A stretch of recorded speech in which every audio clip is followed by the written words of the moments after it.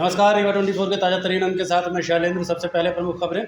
अज्ञात बीमारी के चलते एक ही परिवार के 8 बच्चे, विकलांग 2 की मौत। संदिग्ध परिस्थितियों के चलते किशोर न्यायालय में नाबालिग की मौत। गाजियाबाद की रहने वाली महिला ने रीवा के रहने वाले शख्स को झूठे आरोप में फंसाया, पीड़ित ने शिकायत कराई दर्ज। और क्रिकेट खिलाड़ियों को मिली अत्याधुनिक सुविधाएं। रीवा के पहले डे नाइट क्लब का हुआ उद्घाटन।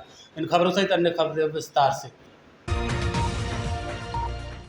मनगवा थाना क्षेत्र अंतर्गत एक ऐसा मामला प्रकाश में आया है जिसने प्रशासन के दावों की पोल खोल दी है। दरअसल अज्ञात बीमारी के चलते बच्चे लगातार विकलांग हो रहे हैं, जबकि 2 की मौत भी हो चुकी है। रीवा जिले के मनगवा क्षेत्र में एक ही परिवार के 8 बच्चे अज्ञात बीमारी के मार झेल रहे हैं, जिसमें से 2 बच्चों की मौत हो गई है। तकरीबन 1.5 वर्ष पूर्व इस मामले को मीडिया के द्वारा जब उजागर किया गया तो स्थानीय प्रशासन और स्वास्थ्य विभाग की टीम ने इलाज कराने का दावा किया था, लेकिन आज तक जांच कराई गई रिपोर्ट ही नहीं आई। आपको बता दें कि इस परिवार में पैदा होने वाले बच्चे समय के साथ विकलांग हो रहे हैं। इसी कारण 2 बच्चों की मौत भी हो चुकी है और 6 लड़कियां अभी जीवित हैं, लेकिन विकलांगता का दंश झेल रही हैं। मामला उजागर होने के बाद मनगवा विधायक सहित स्थानीय प्रशासन ने इलाज कराने का वादा किया था। सभी बच्चों की जाँच के लिए उन्हें एम्स भेजा गया, लेकिन आज तक न तो पूरी रिपोर्ट आई और न ही किसी तरह से इलाज किया गया। हालांकि स्थानीय चिकित्सकों का कहना था कि इस बीमारी का इलाज रीवा ज़िले में नहीं है, जिसके लिए दिल्ली एम्स में सभी बच्चों की जांच कराई गई थी। समय बीतने के साथ साथ जनप्रतिनिधियों सहित स्वास्थ्य विभाग और स्थानीय प्रशासन उदासीन हो गया। आज एक बार फिर वही परिवार कलेक्ट्रेट जन सुनवाई के दौरान सहायता मांगने पहुंचा, जहां अब जीवित बची 6 लड़कियों में से 5 विकलांग हो चुकी हैं। परिवार में इस तरह का संकट आने के बाद ग्राम बांस मनगवा निवासी धनपत साकेत ने कलेक्ट्रेट पहुंचकर प्रशासन से फरियाद की है। यदि समय रहते बच्चों का इलाज नहीं किया गया तो बाकी बची 6 लड़कियों की भी जिंदगी खतरे में है, जिसके लिए उचित इलाज और आर्थिक सहायता की मांग की गई है।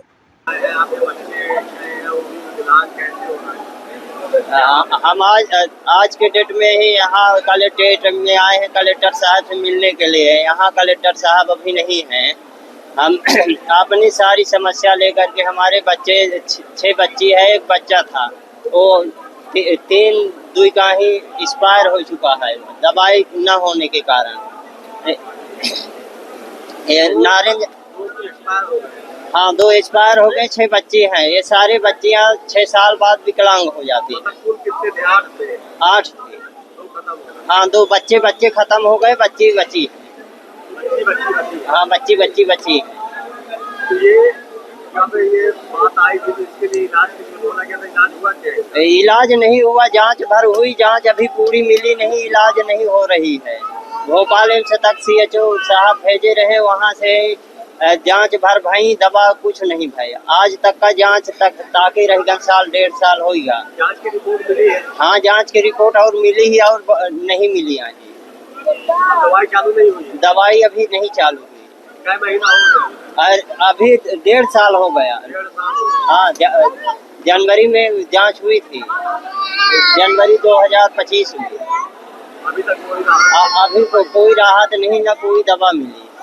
उस समय तो कह रहे थे कि हम पूरा इलाज कराएंगे। हाँ पूरा इलाज कराएंगे, सब कुछ कराएंगे, सारी व्यवस्था करेंगे। कुछ व्यवस्था नहीं है, हमारे घर नहीं है, झोपड़ी तन के रहते हैं, बारिश में उड़ जाते हैं, भीगते हैं सारे बच्चे। नहीं कुपोषण नहीं हो, वहाँ के डॉक्टर एम्स के बताए कि माइंड में नस जो तत्व बनाती है तो बराबर नहीं बना पाते सभी बच्चों को। अभी नहीं मिल पाए, कलेक्टर साहब आज आए नहीं हैं। मंगलवार है, जन सुनवाई है। सभी बच्चों को लेके आए? हाँ सभी बच्चियों को लेकर आए। माता अज्ञात कारणों के चलते नाबालिग के मौत का मामला प्रकाश में आया है। मामला किशोर न्यायालय से जुड़ा हुआ है। रीवा के किशोर न्यायालय से एक नाबालिग की मौत का मामला प्रकाश में आया है। बताया जा रहा है कि 10 जुलाई को नाबालिग को पॉस्को एक्ट के केस के चलते अभिरक्षा में रखा गया था, जिसकी अज्ञात कारणों के चलते मौत हो गई। परिजनों ने विभाग पर लापरवाही का आरोप लगाया है। हालांकि मौत कैसे और किन कारणों से हुई, अभी तक इस बात की पुष्टि नहीं हुई है। पूरा मामला संदिग्ध बताया जा रहा है। चंद्रशेखर पटेल। क्या घटना हुई? घटना ये हुई कि न्यायालय में बच्चों को रखा गया है, 10 तारीख को ला गया है नाइट में, और 3-4 दिन के अंदर 3 दिन के अंदर विभाग की लापरवाही से बच्चे की मौत हुई। देख के बारे में बच्चे के पिताजी से बच्चे की बात हुई थी? कल दोपहर में हुई थी। क्या बात हुई थी? बात हुई थी कि पापा जमानत करवा लो, तो हम बोले बेटा 10-15 दिन पैसे की व्यवस्था नहीं है, हो जाते मैं जमानत करवा लूँगा। लास्ट बात यही हुई। यही हुई। उसके बाद किसकी फिर लापरवाही नहीं मानते हो आप? लापरवाही ये डिपार्ट की मानता हूँ, जहाँ पे न्यायालय की, जहाँ पे बच्चा था वहाँ की पूर्ण लापरवाही है। इसकी वजह से बच्चे की मौत हो गई। लापरवाही न बढ़ते तो शायद बच्चे की मौत न होती। आधे घंटा में सीसी कैमरा देखा हूँ, वहाँ पे कोई व्यक्ति नहीं था, जो कि नाइट के टाइम था। एक भी व्यक्ति कमरे के अंदर नहीं था, खाली एक लड़का था वही। और मनमानी अपना लापरवाही किया और मौत कर लिया इनकी लापरवाही से, जो कि ये गार्डिंग सही नहीं कर पाए उसकी। जी। रीवा के रहने वाले एक शख्स ने गाजियाबाद की रहने वाली महिला के ऊपर झूठे आरोप में फंसाए जाने की शिकायत दर्ज कराई। रतहरा मस्जिद के पीछे रहने वाले अभयराज सिंह ने पुलिस अधीक्षक को आवेदन देकर आरोप लगाया कि गाजियाबाद की रहने वाली माया त्यागी द्वारा 13 जुलाई 2026 को उनके खिलाफ शिकायत दर्ज कराई गई थी, जो निराधार है। आवेदन में कहा गया कि स्वर्गीय अक्षत त्यागी से उनके पारिवारिक और व्यावसायिक संबंध थे। पैसों के लेन देन को लेकर लगाए गए आरोप गलत हैं। अभयराज सिंह ने दस्तावेजों के आधार पर अपना पक्ष रखते हुए दावा किया कि शिकायत के जरिए उनकी छवि खराब करने और दबाव बनाकर धन वसूली का प्रयास किया जा रहा है। उन्होंने पुलिस के वरिष्ठ अधिकारियों से पूरे मामले की निष्पक्ष जांच कराए जाने की मांग की है। 80,000 रुपये ले, जबकि हमारा किसी भी प्रकार का कोई वो नहीं है। हमारा उल्टा हमारे छोटे भाई का 5 लाख रुपए उनके पति लिए थे। 5 लाख में 280 वापस किया उन्होंने ट्रांजैक्शन करके, वैसे 220 बाकी था, जबकि उनके पति और उन्होंने वापस किया है 2021 मार्च में। पति उनके कोरोना से एक्सपायर हुए हैं बुलंदशहर के राणा हॉस्पिटल में कोरोना कार्यकाल में। अब उन्होंने पैसा देने से मना कर दिया। उसके बाद हमारे ऊपर आरोप लगाया कि हमारा खुद का पैसा, ऐसा न हमारा किसी भी प्रकार का लेन न देन, कोई भी पैसा नहीं। जब भी हम अपना 2,20,000 की मांग करते थे वही वो। अब बाकी आज आरोप लगा रहे हैं कि ये कहीं इसका नाम ले रहे हैं कि हमारे रिश्तेदार उसके, कोई भी ऐसा ना कुछ था ना है। ये जो भी है निराधार, जबकि एक सतना के महाशय हैं जो वो महिला को लेकर के आए थे, वो हमारा 25,65,000 रुपये खुद का लिए थे। उस महिला को हमने उनके ऊपर दबाव बनाया पैसे के लिए। उनके रिश्तेदारों को कहा, संत सिंह उनका बेटा, शांतनु सिंह पत्नी नीरू सिंह, ये तीनों ने लिया पैसा। अब उसके लिए इन्होंने दूसरे व्यक्ति को ढाल बना के हमारे खिलाफ़ कहीं इससे शिकायत करवाना, और कोई भी नहीं, उनके मैसेज हैं, ऑडियो हैं, और ये मुझे बदनाम करने के लिए कर रहे हैं। मेरा इसके अलावा भी उन लोगों जो कल शिकायत की महिलाएं, उनके अलावा भी 2-3 शिकायतें आपके खिलाफ और हैं। एक से है और रायपुर से है। हाँ, 2-3 और शिकायतें किसकी है? सीधी से सीधे कोई अखिलेश कुशवाहा करके है। कोई अखिलेश कुशवाहा का हमारा किसी भी प्रकार का मैं जानता ही नहीं हूँ। आप कल आरोप लगाने मिला कि आपके केंद्रीय कोई नेता हैं, उनसे कोई भी नहीं, झूठ जो भी बताया जा रहा है निराधार। अगर था तो उस समय पे क्यों नहीं, आज 6 साल बाद इस तरह से अगर कह रहे हैं, ये बदनाम करने का है। केंद्रीय नेताओं से आपके किसी प्रकार के संपर्क हैं क्या? आपके कोई परिचित हैं वहाँ पे क्या? कोई भी परिचित का नहीं। अगर यहाँ पर है स्थानीय, अगर कोई वो, हमारा कोई ऐसा नहीं है। जो भी ये कह रहे हैं गलत कह रहे हैं। क्या करते हैं आप? क्या कारोबार है आपका? मेरा खेती का है, सामाजिक कार्यकर्ता का, और बाकी कोई ऐसा नहीं है। कहाँ की? रीवा जिले के हुजूर तहसील अंतर्गत बहुरी बांध गांव में पुश्तैनी आम रास्ते को बंद किए जाने का मामला कलेक्ट्रेट पहुंचा है। रीवा जिले के हुजूर तहसील अंतर्गत बहुरी बांध गांव में पुश्तैनी आम रास्ते को लेकर मामला सामने आया है। ग्रामीण लक्ष्मण प्रसाद साकेत सहित गांव के लोगों ने आरोप लगाया है कि वर्षों से उपयोग में आने वाले आम रास्ते को कुछ लोगों द्वारा कांटेदार झाड़ियां लगाकर अवरुद्ध कर दिया गया है।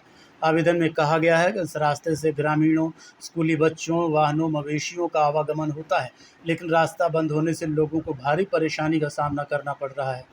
ग्रामीणों का ये भी आरोप है कि विरोध करने व गाली गलौज, धमकी और जाति सूचक शब्दों का प्रयोग किया जाता है। पीड़ितों ने प्रशासन से मामले की निष्पक्ष जांच कर रास्ता खुलवाने तथा दोषियों के विरुद्ध सख्त कानूनी कार्रवाई की मांग की है। तो कहाँ से आए हैं? मेरा नाम है प्रदीप कुमार साकेत, मैं बहुरी बांध से आया हूँ।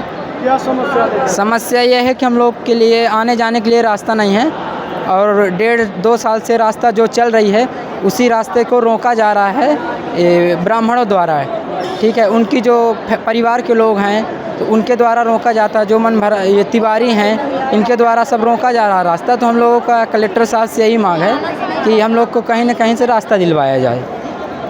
कितने लोग प्रभावित हो रहे हैं? वहाँ पे करीब 15 घर हैं और 200-250 आदमी परेशान हो रहे हैं। ये कौन है जो निकलने नहीं दे रहा है? ये हैं, क्या नाम है उनका क्या नाम है सामने वाले का? महेंद्र तिवारी, जो द्वारा रोका जा रहा है गली, और उनके परिवार द्वारा। क्या खेत जोत लिए हैं क्या? हाँ, जोत लेते हैं और जरबा रख लेते हैं। रास्ता बंद है? रास्ता बंद है जी। नाम है आपका? हमार भूटान साकेत क्या समस्या है? ये समस्या है बहुरुबान में साकेतन का कि बामन लोग दुआरे से जोत लेते हैं, लड़का बच्चे पढ़ने जाते हैं तो गाड़ी देते हैं, जरबा दे देते हैं, बोलते हैं कि हमारा काम करने नहीं आते हैं। तो हमका कलेक्टर साहब में हम निवेदन ये करते हैं कि हमको गली दे नहीं, कहाँ बसाए, तो रास्ता बंद कर दिया? बंद कर देते हैं। तो कौन है जो रास्ता बंद कर? ये महेंद्र तिवारी है, ये कहाँ का है? बहुरीमान। कितने परिवार प्रभावित हैं? हम लोग 50 जन परिवार हैं। 50 परिवार? हाँ, 50 परिवार हैं। सभी आए हैं? सभी आए हैं। मेरा नाम है सविता साकेत। क्या समस्या लेकर आए? समस्या ये लेकर आए हैं सर कि मेरे को धान बोए थे तो बीज लेके जा रहे थे, तो मैं वहाँ से कीचड़ था तो पड़ रही थी, तो मेरे को बोले कि मेरे से नहीं जाओ, जमीन सरकारी नहीं है। तो मैं बोली कि सरकारी नहीं है तो हम कहाँ से निकले, हमारे तो है नहीं। तो बोले कि हम नहीं जानते, कहीं से निकलो, फिर मेरे से मत जाओ। तो हो गया ऐसे में गाली गलौज करने लगे। फिर दूसरे दिन मेरा बेटा निकला, काम में जा रहा था, उसको भी बोले कि यहाँ से ना निकलो, तो वो बोला कहाँ से जाएं। फिर बोला कि ले आओ मादर चौथ को फरसा ले आओ, गड़ासा ले आओ, इसको काटते हैं, धोखा करते हैं, मारेंगे, गाली देने लगे। बताइए सर हम लोग क्या करें? ये कहाँ की समस्या है? बहुरी बात ग्राम कौन पंचायत परेशान कर रहा है आपको? ब्राह्मण लोग प्रसन्न, महेंद्र तिवारी और उसकी पत्नी काजल तिवारी। कितने किसान परेशान है? परिवार के लोग कितने लोग परेशान हैं उस रास्ते से? सब परेशान है सर। लगभग कितने मान लीजिए कि 200-250 आदमी उस रास्ते से गुजरते हैं। 200-250 लोग हाँ। परेशान हैं? हाँ, इतने आदमी परेशान हैं। और सर बच्चे स्कूल जाते हैं तो कीचड़ भी रहता है, वो भी स्कूल नहीं जा पाते हैं, वही कीचड़ में बच्चे स्कूल नहीं जा पाते? नहीं जा पाते हैं, रास्ता ही नहीं है, इतना कांदा हो जाता है। देखते रहिए Rewa 24 news city cable network. मिलते हैं छोटे से ब्रेक के बाद। शर्मा की दुल्हन जब ब्याह के आई, संगरीवा ज्वेलर्स का हार ले आई। छा गया नाम शर्मा इनका गहना, हाय रे शर्मा इनका गहना, हाय रे शर्मा इनका गहना। शर्मा ने बहन का ब्याह रचाया, रीवा ज्वेलर्स का सेट फिर से ले आया, बन गया वो मिसरा इनका गहना, हाय रे मिसरा इनका गहना, हाय रे मिसरा इनका गहना। मिसरा इनका बेटा अफसर बन गया, पत्नी के गले में आईना चमक गया, बन गया वो अप्सरा इनका गहना, हाय रे अप्सरा इनका गहना, हाय रे अप्सरा इनका गहना। शर्मा इनकी बिटिया डोली चढ़ गई, हार पे डायमंड की रोशनी जग गई, बन गया नई बहुरा इनका गहना, हाय रे बहुरा इनका गहना। रीवा से लेकर विंध्य तक छाया, हर शादी में रीवा ज्वेलर्स का नाम आया, पीढ़ी दर पीढ़ी विश्वास से जगाया, रीवा ज्वेलर्स ने हिस्सा निभाया। कोई ब्याह कराए या ना कराए, हाय पर गहना बनाए तो रीवा ज्वेलर्स से बनाए। शर्मा की दुल्हन जब ब्याह के आई, संगरीवा ज्वेलर्स का हार ले आई। छा गया नाम शर्मा इनका गहना, हाय रे शर्मा इनका गहना, हाय रे शर्मा इनका गहना। शर्मा ने बहन का ब्याह रचाया, रीवा ज्वेलर्स का सेट फिर से। जिले के सिरमौर तहसील अंतर्गत ग्राम सिरसी में पुश्तैनी रास्ते को तार बाड़ लगाकर बंद किए जाने का मामला कलेक्ट्रेट कार्यालय पहुंचा है। आज जन सुनवाई के दौरान कलेक्ट्रेट को सौंपे गए आवेदन में ग्रामीणों ने आरोप लगाया कि गांव के पुश्तैनी रास्ते पर लोहे के एंगल और कांटेदार तार लगाकर आवागमन रोक दिया गया है। शिकायत में कहा गया कि ये रास्ता वर्षों से उनके घर तक पहुंचने का एकमात्र मार्ग है।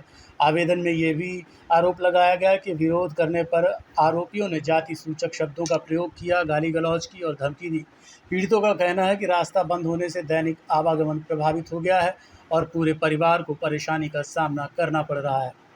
ये जो ग्रामीण आए हैं, क्या है इनकी समस्या? आज ये बैकुंठपुर रिमारी ग्राम पड़ता है।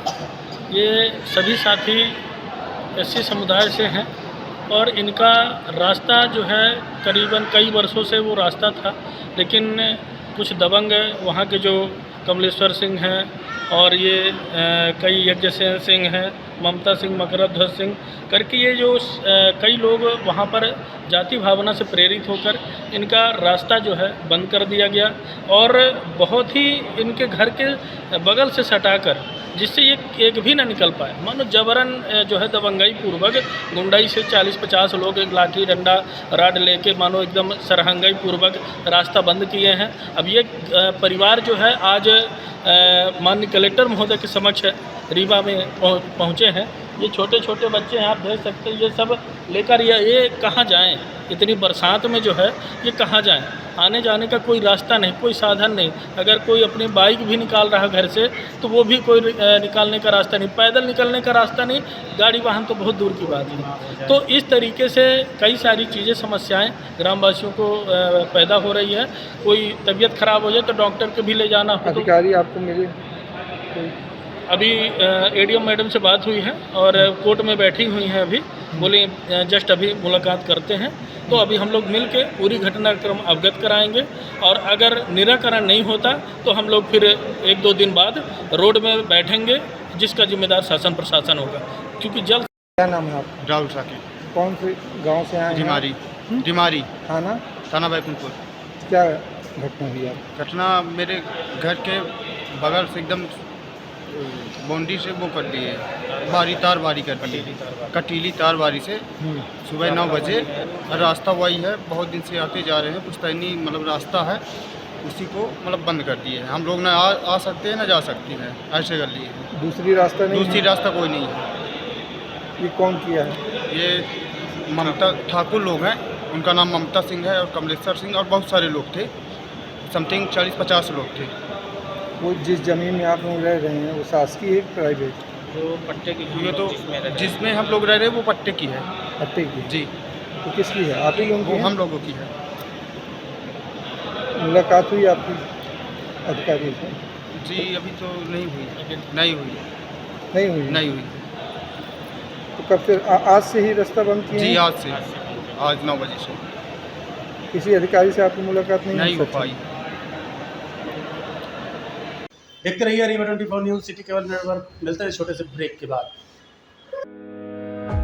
Pentium point group of institution, जो अपने अनुशासन, आधुनिक तकनीक युक्त शिक्षा गुणवत्ता हेतु जाना जाता है। इस ग्रुप के अंतर्गत कई संकायों के अनेक महाविद्यालय संचालित हैं, जिनमें मुख्यतः law college, pharmacy college, management college, art, commerce, science, biotechnology तथा कंप्यूटर साइंस महाविद्यालय संचालित है। महाविद्यालय में BBA, LLB, BCom LLB, BA LLB, LLB, LLM, B Pharma, D Pharma, MBA, BBA, BCA और अन्य प्रोफेशनल पाठ्यक्रम। तो आज ही पधारे Pentium point group of institution में। आधुनिक इंफ्रास्ट्रक्चर, सभी आउटडोर तथा इंडोर खेलों से संबंधित मैदान तथा अत्याधुनिक संसाधनों से लैस ऑडिटोरियम व सभी संकायों की आधुनिक प्रयोगशालाएं संस्था को विशेष स्थान प्रदान करती हैं। लॉ महाविद्यालय में मूट कोर्ट तथा लाइब्रेरी अत्याधुनिक है। फार्मेसी कॉलेज की समस्त लैब अत्याधुनिक मशीनों से सुसज्जित हैं। साथ ही छात्रों को कम्युनिकेशन व सॉफ्ट स्किल संबंधित कक्षाएं प्रदान की जाती हैं। पेंटियम पॉइंट महाविद्यालय की शुरुआत 2002 से संस्थापक BN त्रिपाठी जी द्वारा की गई थी। छात्रों के आने जाने के लिए साल 2010 से छात्र तथा छात्राओं हेतु निःशुल्क बस की सुविधा प्रदान की जा रही है। पेंटियम पॉइंट ग्रुप अपनी उच्च गुणवत्ता युक्त शिक्षा तथा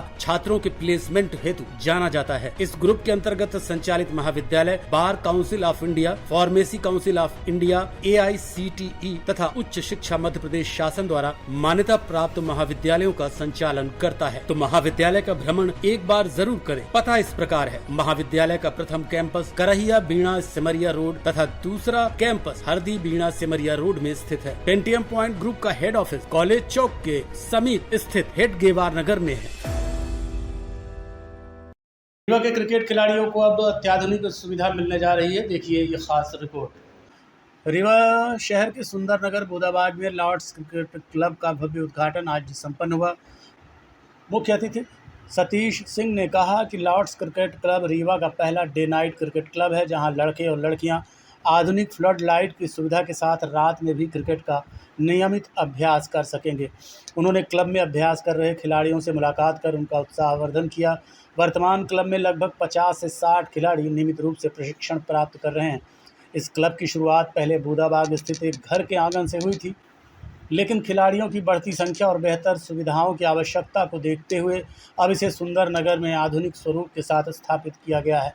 क्लब ने रीवा को कई प्रतिभाशाली खिलाड़ी दिए। भारतीय महिला क्रिकेट टीम की खिलाड़ी Shuchi Upadhyay, under 15 MP board player Janvi Rajput और रणजी प्लेयर मुस्कान विश्वास ने भी अपने क्रिकेट करियर की शुरुआत इसी क्लब से की थी और आज देश का प्रतिनिधित्व कर रही हैं। ये क्लब क्षेत्र के युवा खिलाड़ियों के लिए प्रेरणा का केंद्र बन चुका है। डे नाइट अभ्यास सुविधा शुरू होने से अब रीवा के खिलाड़ियों को बेहतर प्रशिक्षण के लिए इंदौर, मुंबई जैसे बड़े शहरों का रुख नहीं करना पड़ेगा। आधुनिक सुविधाओं से सुसज्जित ये क्लब स्थानीय खिलाड़ियों को अपने ही शहर में उच्च स्तर का प्रशिक्षण उपलब्ध कराएगा और भविष्य में रीवा से राष्ट्रीय एवं अंतर्राष्ट्रीय स्तर के कई खिलाड़ी तैयार होंगे। इस अवसर पर बड़ी संख्या में खेल प्रेमी एवं गणमान्य नागरिक उपस्थित रहे। कार्यक्रम में क्रिकेट कोच इंद्रदेव भारती और शुभम मिश्रा भी उपस्थित रहीं।